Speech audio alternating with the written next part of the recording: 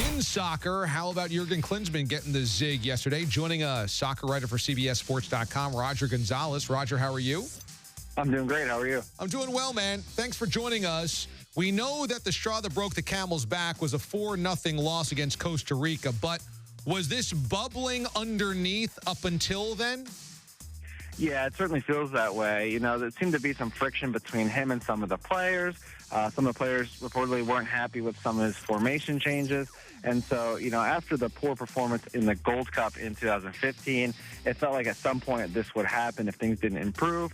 Of course, they showed some improvement and got a good result at the Copa America this summer, finishing fourth. But like you said, you know, these last two games in Mexico and Costa Rica, those were the final straws.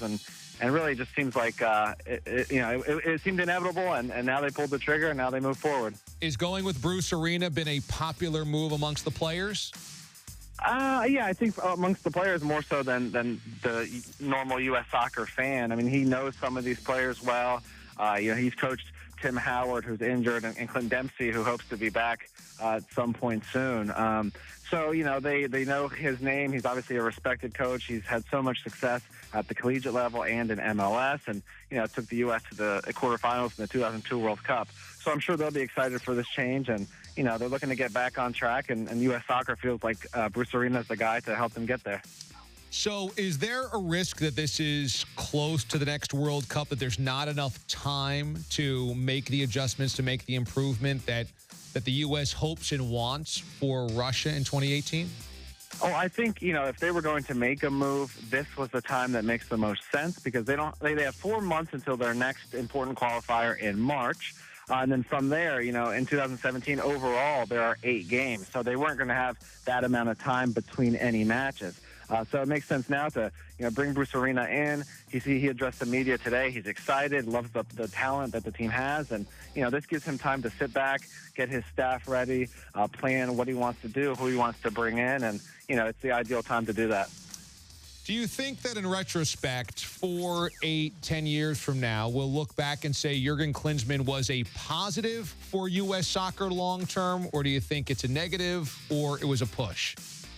I think he did a lot for U.S. soccer. I think most people will look at it as a push or negative. I mean, you know, in 2014, to get out of that World Cup group, which was the group of death, that was a big accomplishment in my eyes. And, you know, in the Copa America, finishing fourth, beating a good Ecuador team in the quarters, finishing ahead of teams like Brazil and Uruguay. I mean, those are 2 accomplishments that I thought would be enough for him to keep his job, even with these last 2 results.